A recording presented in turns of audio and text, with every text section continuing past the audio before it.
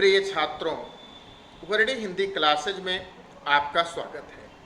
प्रिय छात्रों, कक्षा 9 हिंदी के पाठ्यक्रम में एक प्रेमचंद की बड़ी ही प्रसिद्ध कहानी है मंत्र, जो मानवीय संवेदनाओं पर आधारित है कि हमें एक दूसरे के लिए हर अवसर पर काम आना चाहिए, उसकी मदद के लिए खड़े रहना चाहिए, क्योंकि वह ईश्वर, वह परमात्मा बड़ा कारसाज है, बड़ा ही जादूगर है।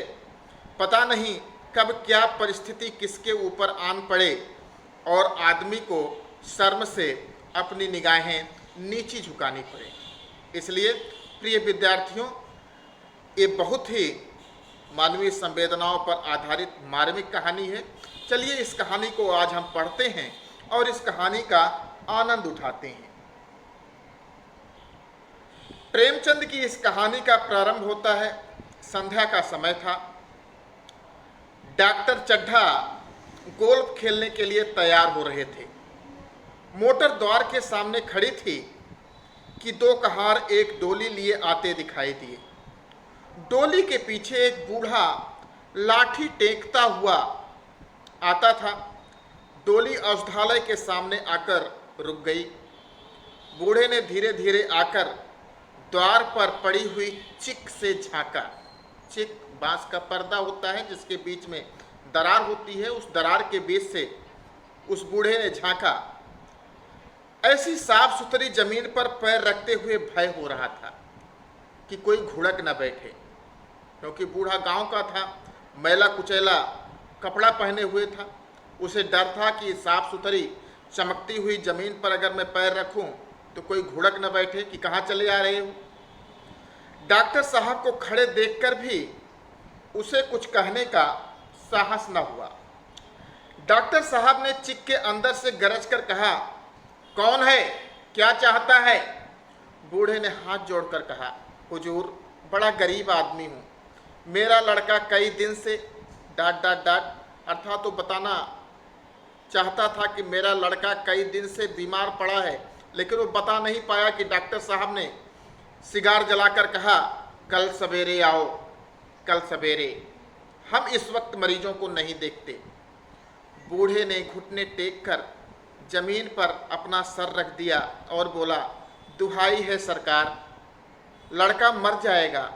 हुजूर, 4 दिन से आंखें नहीं डाट डाट डाट अर्थात वो कहना चाहता था 4 दिन से आंखें नहीं खोली, लेकिन वो कह नहीं पाया कि डॉक्टर साहब ने पुनः कलाई पर नजर डाली। केवल 10 मिनट समय और बाकी था। गोल्फ स्टिक खूंटी से उतारते हुए बोले, कल सवेरे आओ, कल सवेरे, यह हमारे खेलने का समय है। बूढ़े ने पगड़ी उतारकर चौखट पर रख दी और रोकर बोला, हुजूर, एक निगाह देख लें, बस एक निगाह, लड़का हाथ से चला जाएगा हुजूर।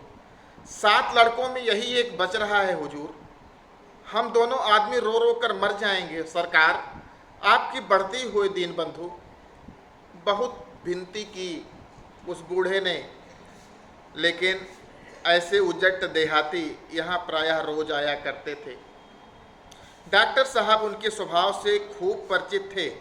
कोई कितना ही कुछ कहे पर वह अपनी ही रट लगाते जाएंगे, किसी की सुनेंगे नहीं। धीरे से चिक उठाई और बाहर निकलकर मोटर की तरफ चले। बूढ़ा यह कहता हुआ उनके पीछे दौड़ा, सरकार, बड़ा धर्म होगा, हुजूर दया कीजिए, बड़ा दीन दुखी हूँ, संसार में कोई और नहीं है बाबूजी। मगर डॉक्टर साहब ने उसकी ओर मुंह फेर कर देखा तक नहीं। मोटर पर बैठकर बोले, कल सवेरे आना। मोटर चली गई। बूढ़ा कई मिनट तक मूर्ख की भांति निश्चल खड़ा रहा। संसार में ऐसे मनुष्य भी होते हैं जो अपने आमोद प्रमोद के आगे किसी की जान की भी परवाह नहीं करते। शायद इसका उसे अब भी विश्वास न आता था। सभ्य संसार इतना निर्मम, इतना कठोर है, इसका ऐसा मर्मवेदी अनुभव अब तक उसे न हुआ था। वह उन पुराने जमाने के जीवों में था जो लगी हुई आग को बुझाने, मुर्दों को कंधा देने, किसी के छप्पर को उठाने और किसी कलह को शांत करने के लिए सदैव तैयार रहते थे। जब तक बूढ़े को मोटर दिखाई दी, वह खड़ा टकटकी लगाए उस ओर ताकता रहा। शायद उसे अब भी डॉक्टर साहब के लौट आने की आशा थी। फिर उसने कहारों से डोली उठाने को कहा। डोली जिधर से आई थी उधर ही चली गई। चारों ओर से निराश होकर वह डॉक्टर चड्ढा के पास आया था। उनकी बड़ी तारीफ सुनी थी। यहाँ से निराश होकर फिर वह किसी दूसरे डॉक्टर के पास न गया। किस्मत ठोक ली। उसी रात उसका हंसता खेलता 7 साल का बालक अपनी बाल लीला समाप्त करके इस संसार से सिधार गया। उसकी मृत्यु हो गई। बूढ़े माँ बाप के जीवन का यही एक आधार था। इसी का मुँह देखकर जीते थे। इस दीपक के बुझते ही जीवन की अंधेरी रात भाएं भाएं करने लगी। बुढ़ापे की विशाल ममता टूटे हुए हृदय से निकलकर अंधकार आर्त स्वर में रोने लगी। ये कहानी यहाँ तक हो गई। अब इसका दूसरा भाग आता है कि कई साल गुजर गए। डॉक्टर चड्ढा ने खूब यश और धन कमाया, लेकिन इसके साथ ही अपने स्वास्थ्य की भी रक्षा की, जो एक साधारण बात थी। वह उनके नियमित जीवन का आशीर्वाद था कि 50 वर्ष की अवस्था में उनकी चुस्ती और फुर्ती युवकों को भी लज्जित करती थी। उनके हर एक काम का समय नियत था। इस नियम से वह जौ भर भी न टलते थे। बहुधा लोग स्वास्थ्य के नियमों का पालन उस समय करते हैं जब रोगी हो जाते हैं। डॉक्टर चड्ढा उपचार और संयम का रहस्य खूब समझते थे और उनकी संतान संध्या भी इसी नियम के अधीन थी। केवल 2 बच्चे हुए, एक लड़का और एक लड़की। तीसरी संतान न हुई, इसीलिए श्रीमती चड्ढा भी अभी जवान मालूम होती थी। लड़की का तो विवाह हो चुका था, लड़का कॉलेज में पढ़ता था। वही माता पिता के जीवन का आधार था। शील और विनय का पुतला, बड़ा ही रसिक, बड़ा ही उदार, विद्यालय का गौरव, युवक समाज की शोभा। मुखमंडल से तेज की छटा सी निकलती थी। आज उसका 20वां जन्मदिन था, सालगिरह थी। संध्या का समय था। हरी हरी घास पर कुर्सियां बिछी हुई थीं। शहर के रईस और हुक्काम एक तरफ, कॉलेज के छात्र दूसरी तरफ बैठे भोजन कर रहे थे। बिजली के प्रकाश से सारा मैदान जगमगा रहा था। आमोद प्रमोद का सामान भी जमा था। छोटा सा प्रहसन खेलने की तैयारी थी। प्रहसन स्वयं कैलाशनाथ ने लिखा था। कैलाशनाथ अर्थात डॉक्टर का वह पुत्र, वही मुख्य एक्टर भी था। इस समय वह एक रेशमी कमीज पहने, नंगे सिर नंगे पांव इधर से उधर मित्रों की आव भगत में लगा हुआ था। कोई पुकारता, कैलाश जरा इधर आना। कोई उधर से बुलाता, कैलाश क्या उधर ही रहोगे। सभी उसे छेड़ते, चुहले करते। बेचारे को जरा दम मारने का अवकाश न मिलता था। सहसा एक रमणी ने उसके पास आकर पूछा। रमणी का अर्थात एक लड़की ने, एक स्त्री ने, क्यों कैलाश, तुम्हारे सांप कहाँ हैं? जरा मुझे दिखा दो। कैलाश ने उससे हाथ मिलाकर कहा, मृणालिनी, इस वक्त क्षमा करो, कल दिखा दूंगा। मृणालिनी ने आग्रह किया, जी नहीं, तुम्हें दिखाना पड़ेगा। मैं आज नहीं मानने की, तुम रोज कल कल करते हो। मृणालिनी और कैलाश दोनों सहपाठी थे और एक दूसरे के प्रेम में पगे हुए थे। कैलाश को सांप के पालने, खिलाने और नचाने का शौक था। तरह तरह के सांप पाल रखे थे। उनके स्वभाव और चरित्र की परीक्षा करता रहता था। थोड़े दिन हुए उसने विद्यालय में सांपों पर एक मार्के का व्याख्यान दिया था। सांपों को नचाकर दिखाया भी था। प्राणी शास्त्र के बड़े बड़े पंडित भी यह व्याख्यान सुनकर दंग रह गए थे। यह विद्या उसने एक बड़े सपेरे से सीखी थी। सांपों की जड़ी बूटियां जमा करने का उसे मरज था। इतना पता भर मिल जाए कि किसी व्यक्ति के पास कोई अच्छी जड़ी है, फिर उसे चैन न आता था, उसे लेकर ही छोड़ता था। यही व्यसन था। इस पर हजारों रुपए फूंक चुका था। मृणालिनी कई बार आ चुकी थी, पर कभी सांपों को देखने के लिए इतनी उत्सुक न हुई। कह नहीं सकते आज उसकी उत्सुकता सचमुच जाग गई थी या वह कैलाश पर अपने अधिकार का प्रदर्शन करना चाहती थी, पर उसका आग्रह यह बेमौका था। उस कोठरी में कितनी भीड़ लग जाएगी, भीड़ को देखकर सांप कितने चौंकेंगे और रात के समय उन्हें छेड़ा जाना कितना बुरा लगेगा, इन बातों का उसे जरा भी ध्यान न आया। कैलाश ने कहा, नहीं, कल जरूर दिखा दूंगा। इस वक्त अच्छी तरह दिखा भी तो न सकूंगा, कमरे में तिल रखने की भी जगह न मिलेगी। एक महाशय ने छेड़ कर कहा, दिखा क्यों नहीं देते, जरा सी बात के लिए इतना टाल मटोल कर रहे हो। मिस गोविंद, हरगिज न मानना, देखें कैसे नहीं दिखाते। दूसरे महाशय ने और रद्दा चढ़ाया, मिस गोविंद इतनी सीधी और भोली हैं, तभी आप इतना मिजाज करते हैं। दूसरे सुंदरी होती तो इस बात पर बिगड़ खड़ी होती। तीसरे साहब ने मजाक उड़ा दिया, अजीब बोलना छोड़ देती, भला कोई बात है। इस पर आपका दावा है कि मृणालिनी के लिए जान हाजिर है। मृणालिनी ने देखा कि ये सौदे उसे रंग पर चढ़ा रहे हैं तो बोली, आप लोग मेरी वकालत न करें, मैं खुद अपनी वकालत कर लूँगी। मैं इस वक्त सांपों का तमाशा नहीं देखना चाहती, चलो छुट्टी हुई। इस पर मित्रों ने ठट्ठा लगाया। एक साहब बोले, देखना तो आप सब कुछ चाहें, पर दिखाए भी तो। कैलाश को मृणालिनी की छेपी हुई सूरत को देखकर मालूम हुआ कि इस वक्त उनका इनकार वास्तव में उसे बुरा लगा है। ज्यों ही प्रीति भोज समाप्त हुआ और गाना शुरू हुआ, उसने मृणालिनी और अन्य मित्रों को सांपों के दरबे के सामने ले जाकर महुअर बजाना शुरू किया। महुअर अर्थात बीन, जो सपेरे बजाते हैं।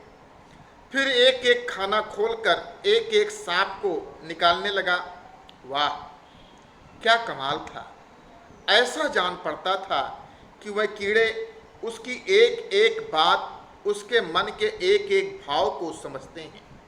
किसी को उठा लिया, किसी को गर्दन में डाल लिया, किसी को हाथ में लपेट लिया। मृणालिनी बार बार मना करती कि इन्हें गर्दन में ना डालो, दूर ही से दिखा दो, बस जरा नचा दो। कैलाश की गर्दन में सांपों को लिपटते देखकर उसकी जान निकली जाती थी। पछता रही थी कि मैंने व्यर्थ ही इनसे सांप दिखाने को कहा, मगर कैलाश एक न सुनता था। प्रेमिका के सम्मुख अपने सर्प कला प्रदर्शन का ऐसा अवसर पाकर वह कब चूकता। एक मित्र ने टीका की, दांत तोड़ डाले होंगे। कैलाश हंसकर बोला, दांत तोड़ डालना मदारियों का काम है, किसी के दांत नहीं तोड़े गए। कहिए तो दिखा दूं। कहकर उसने एक काले सांप को पकड़ लिया और बोला, मेरे पास इससे बड़ा और जहरीला सांप दूसरा नहीं है। अगर किसी को काट ले तो आदमी आनन फानन में मर जाए, लहर भी न आए। इसके कांटे पर मंत्र नहीं, इसके दांत दिखा दूं। मृणालिनी ने उसका हाथ पकड़कर कहा, नहीं नहीं कैलाश, ईश्वर के लिए उसे छोड़ दो, तुम्हारे पैरों पड़ती हूं। इस पर एक दूसरे मित्र बोले, मुझे तो विश्वास नहीं आता, लेकिन तुम कहते हो तो मान लूंगा। कैलाश ने सांप की गर्दन पकड़कर कहा, नहीं साहब, आप आंखों से देखकर मानिए। दांत तोड़कर बस में किया तो क्या, सांप बड़ा समझदार होता है। अगर उसे विश्वास हो जाए कि इस आदमी से मुझे कोई हानि न पहुंचेगी तो उसे हरगिज न काटेगा। मृणालिनी ने जब देखा कि कैलाश पर इस वक्त भूत सवार है तो उसने यह तमाशा न करने के विचार से कहा, अच्छा भाई, अब यहाँ से चलो, देखो गाना शुरू हो गया है, आज मैं भी कोई चीज़ सुनाऊंगी। यह कहते हुए उसने कैलाश के कंधे को पकड़कर चलने का इशारा किया और कमरे से निकल गई। मगर कैलाश विरोधियों का शंका समाधान करके ही दम लेना चाहता था। उसने सांप की गर्दन जोर से दबाई और इतनी जोर से दबाई कि उसका मुंह लाल हो गया, देह की सारी नसें तन गईं। सांप ने अब तक उसके हाथों ऐसा व्यवहार न देखा था। उसकी समझ में न आता था कि यह मुझसे चाहते क्या हैं। उसे शायद यह भ्रम हो गया कि यह मुझे अब मार डालना चाहते हैं, अतएव वह आत्मरक्षा के लिए तैयार हो गया। कैलाश ने उसकी गर्दन खूब दबाकर उसके मुंह खोल दिया और उसके जहरीले दांत दिखाते हुए बोला, जिन सज्जनों को शक है आकर देख लें। आया विश्वास या अब भी कुछ शक है? मित्रों ने आकर उसके दांत देखे और आश्चर्यचकित हो गए। प्रत्यक्ष प्रमाण के सामने संदेह का कोई स्थान नहीं। मित्रों का शंका निवारण करके कैलाश ने सांप की गर्दन जैसे ही ढीली की और उसे जमीन पर रखना चाहा, वह काला गेहुअन क्रोध से पागल हो रहा था। गर्दन नरम पड़ते ही उसने सिर उठाकर कैलाश की उंगली में काट लिया और वहां से भाग खड़ा हुआ। कैलाश की उंगली से टप टप खून टपकने लगा। उसने जोर से उंगली को दबा ली और अपने कमरे की तरफ दौड़ा। वहां मेज की दराज में एक जड़ी रखी हुई थी, जिसे पीसकर लगा देने से घातक विष भी रफू हो जाता है। मित्रों में हलचल पड़ गई। बाहर महफिल में भी खबर हुई। डॉक्टर साहब घबरा कर दौड़े। फौरन उंगली की जड़ कसकर बांधी गई, जड़ी पीसने के लिए दी गई। डॉक्टर साहब जड़ी के कायल न थे। वह उंगली का डसा भाग नस्तर से चीर देना चाहते थे, काट देना चाहते थे, मगर कैलाश को जड़ी पर पूर्ण विश्वास था। मृणालिनी पियानो पर बैठी हुई थी। यह खबर सुनते हुए दौड़ी और कैलाश की उंगली से टपकते हुए खून को रुमाल से पोंछने लगी। जड़ी पीसी जाने लगी, पर उसी वक्त 1 मिनट में कैलाश की आंखें झपकने लगी। ओंठों पर पीलापन दौड़ने लगा, यहाँ तक कि वह खड़ा न रह सका, फर्श पर बैठ गया। सारे मेहमान कमरे में जमा हो गए।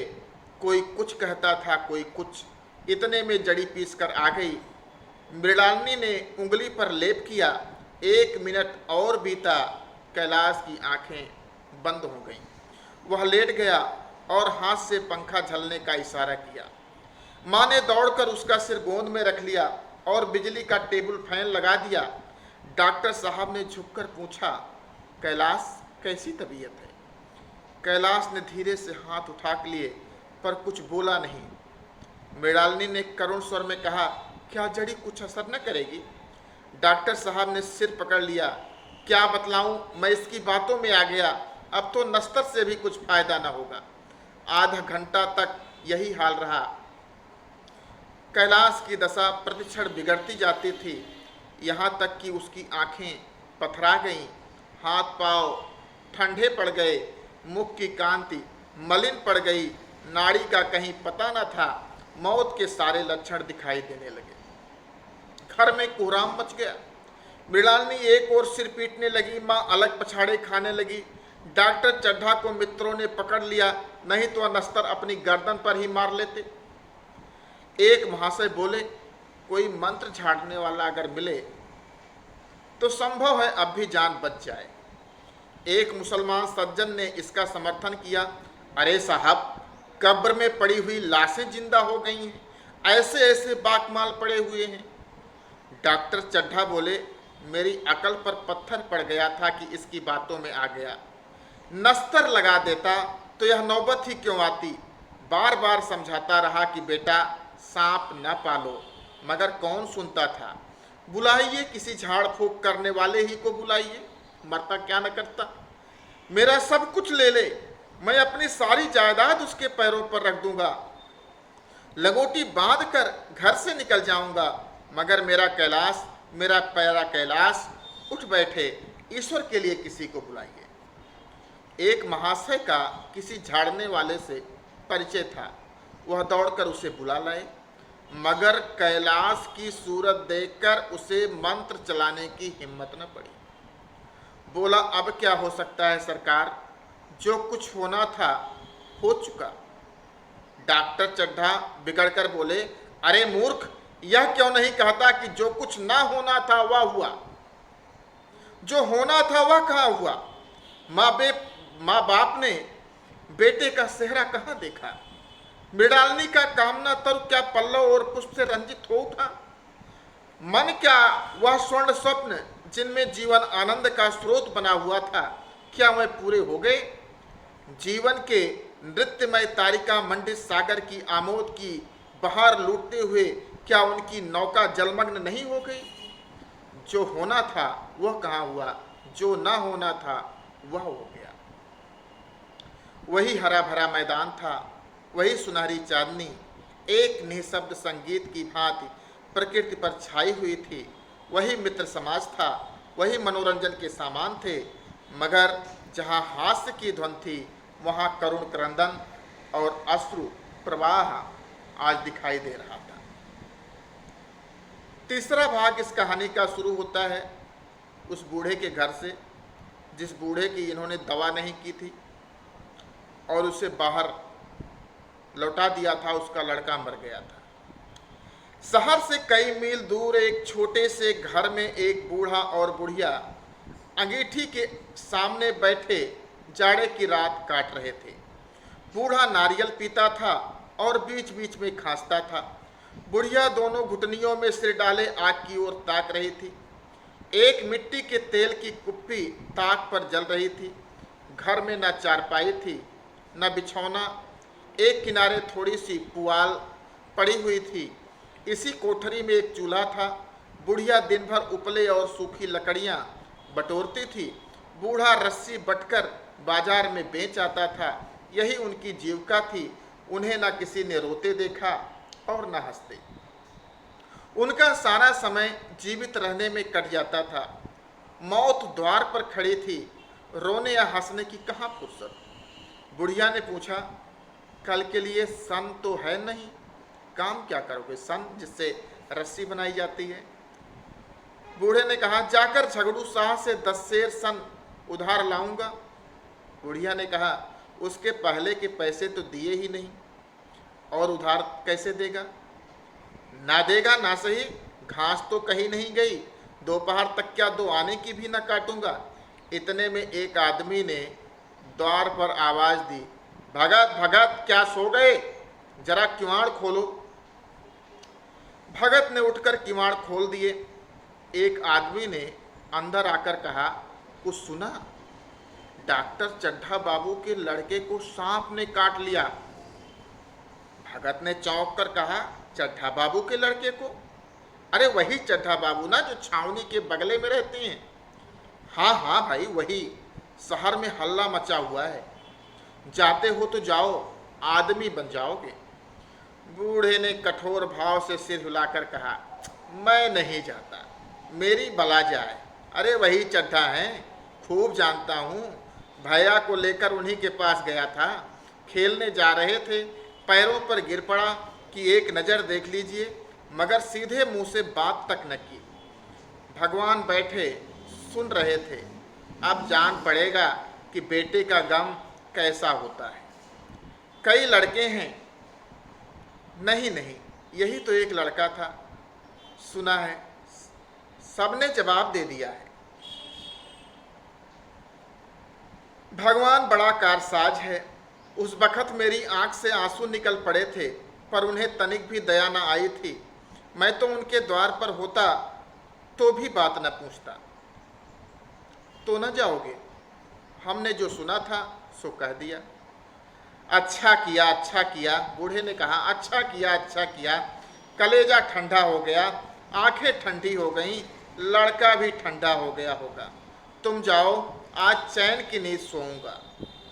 फिर बुढ़िया से कहा, जरा तंबाकू ले ले, एक चिलम और पीऊंगा। अब मालूम होगा लाला को, सारी साहबी निकल जाएगी। हमारा क्या बिगड़ा? लड़के के मर जाने से कुछ राज तो नहीं चला गया। जैसे 6 बच्चे गए थे वहाँ एक और चला गया, लेकिन तुम्हारा तो राज सूना हो जाएगा। उसी के वास्ते सबका गला दबा दबा कर जोड़ा था ना। अब क्या करोगे? एक बार देखने जाऊंगा, पर कुछ दिन बाद मिजाज का हाल पूछूंगा। आदमी चला गया। भगत ने किवाड़ बंद कर लिए, तब चिलम पर तंबाकू रखकर पीने लगा। बुढ़िया ने कहा, इतनी रात गए जाड़े पाले में कौन जाएगा? बूढ़े ने कहा, अरे दोपहर भी होता तो मैं न जाता, सवारी दरवाजे पर लेने आती तो भी न जाता, भूल नहीं गया हूँ। पन्ना की सूरत आंखों में फिर रही है। इस निर्दयी ने उसे एक नज़र देखा तक नहीं। क्या मैं न जानता था कि वह न बचेगा? खूब जानता था। चड्ढा भगवान नहीं थे कि उनके एक निगाह देख लेने से अमृत बरस जाता। नहीं, खाली मन की दौड़ थी। अब किसी दिन जाऊंगा और कहूँगा, क्यों साहब, कहिए क्या रंग हैं? दुनिया बुरा कहेगी, कहे, कोई परवाह नहीं। छोटे आदमियों में तो सब ऐब हैं, बड़ों में कोई ऐब नहीं होता, देवता होते हैं। भगत के लिए यह जीवन का पहला अवसर था कि ऐसा समाचार पाकर वह बैठा रह गया हो। 80 वर्ष के जीवन में ऐसा कभी न हुआ था कि सांप की खबर पाकर वह दौड़ न गया हो। माघ पूस की अंधेरी रात, चैत बैसाख की धूप और लू, सावन भादों की चढ़ी हुई नदी और नाले, किसी की भी उसने कभी परवाह न की। वह तुरंत घर से निकल पड़ता था। निस्वार्थ, निष्काम, लेन देन का विचार कभी दिल में आया ही नहीं। यह काम ही ऐसा था। जान का मूल्य कौन दे सकता है? यह एक पुण्य कार्य था। सैकड़ों निराशों को उसके मंत्रों ने जीवन दान दे दिया था, पर आज वह घर से कदम नहीं निकाल सका। यह खबर सुनकर सोने जा रहा है। बुढ़िया ने कहा, तमाकू अंगीठी के पास रखी हुई है, उसके भी आज 2.5 पैसे हो गए, देती ही न थी। बुढ़िया यह कहकर लेटी। बूढ़े ने कुप्पी बुझाई, कुप्पी अर्थात दीपक, और कुछ देर खड़ा रहा, फिर बैठ गया, अंत में लेट गया। पर यह खबर उसके हृदय पर बोझ की भांति रखी हुई थी। उसे मालूम हो रहा था उसकी कोई चीज खो गई है, जैसे सारे कपड़े गीले हो गए हैं या पैरों में कीचड़ लगा हुआ है, जैसे कोई उसके मन में बैठा हुआ उसे घर से निकालने के लिए कुरेद रहा है। बुढ़िया जरा देर में खर्राटे लेने लगी। बूढ़े बातें करते करते सोते हैं और जरा सा खटका होते ही जाग जाते हैं। तब भगत उठा, अपनी लकड़ी उठा ली और धीरे से किवाड़ खोले। बुढ़िया ने पूछा, कहाँ जाते हो? कहीं नहीं, देखता था कितनी रात है। अभी बहुत रात है, सो जाओ। नींद नहीं आती। नींद काहे को आवेगी? मन तो चड्ढा के घर पर लगा हुआ है। अरे चड्ढा ने मेरे साथ कौन सी नेकी कर दी है जो वहां जाऊं? वह आकर पैरों पड़े तो भी न जाऊं। बुढ़िया ने कहा, उठे तो तुम इसी इरादे से हो। नहीं री, ऐसा पागल नहीं हूं कि जो मुझे कांटे बोए उसके लिए फूल बोता फिरूं। बुढ़िया फिर सो गई। भगत ने किवाड़ लगा दिए और फिर आकर बैठा, पर उसके मन की कुछ ऐसी दशा थी जो बाजे की आवाज कान में पड़ते ही उपदेश सुनने वालों की होती है। आंखें चाहे उपदेशक की ओर हों, पर कान बाजे की ओर होते हैं। दिल में भी बाजे की ध्वनि गूंजती रहती है। शर्म के मारे जगह से नहीं उठता। निर्दयी प्रतिघात का भाव भगत के लिए उपदेशक था, पर हृदय उस अभागे युवक की ओर था जो इस समय मर रहा था, जिसके लिए एक एक पल का विलंब घातक था। उसने किवाड़ खोले इतने धीरे से कि बुढ़िया को उसकी खबर भी न हुई। बाहर निकल आया। उसने फिर किवाड़ खोले इतने धीरे से कि बुढ़िया को खबर भी न हुई। बाहर निकल आया। उसी वक्त गांव के चौकीदार गश्त लगा रहा था। बोला, कैसे उठे भगत? आज तो बड़ी सर्दी है, कहीं जा रहे हो क्या? भगत ने कहा, नहीं जी, जाऊंगा कहाँ? देखता था अभी कितनी रात है, भला कै बजे होंगे? चौकीदार बोला, 1 बजा होगा, और क्या? अभी थाने से आ रहा था तो डॉक्टर चड्ढा बाबू के बगले पर बड़ी भीड़ लगी हुई थी। उनके लड़के का हाल तो तुमने सुना होगा। कीड़े ने छू लिया है, चाहे मर भी गया हो। तुम चले जाओ तो साइत बच जाए। सुना है 10,000 तक देने को तैयार हैं। भगत ने कहा, मैं तो न जाऊं, चाहे वह 10 लाख भी दें। मुझे 10,000 या 10 लाख लेकर करना ही क्या है? कल मर जाऊंगा, फिर कौन भोगने वाला बैठा हुआ है? चौकीदार चला गया। भगत ने आगे पैर बढ़ाया। जैसे नशे में आदमी की देह अपने काबू में नहीं रहती, पैर कहीं रखता है, पड़ता कहीं और है, कहता कुछ है, जबान से निकलता कुछ है, वही हाल इस समय भगत का था। मन में प्रतिकार था, पर कर्म मन के अधीन न था। जिसने कभी तलवार नहीं चलाई, वह इरादा करने पर भी तलवार नहीं चला सकता। उसके हाथ कांपते हैं, उठते ही नहीं। भगत लाठी खट खट करता लपका चला जाता था। चेतना रोकती थी, पर उपचेतना ठेलती थी। सेवक स्वामी पर हावी था। आधी राह निकल जाने के बाद सहसा भगत रुक गया। हिंसा ने क्रिया पर विजय पाई। मैं यूं ही इतनी दूर चला आया। इस जाड़े पाले में मरने की मुझे क्या पड़ी थी। आराम से सोया क्यों नहीं, नींद न आती, न सही 2-4 भजन ही गाता। व्यर्थ इतनी दूर दौड़ा आया। चड्ढा का लड़का रहे या मरे मेरी बला से। मेरे साथ उन्होंने ऐसा कौन सा सलूक किया था कि मैं उनके लिए मरूं।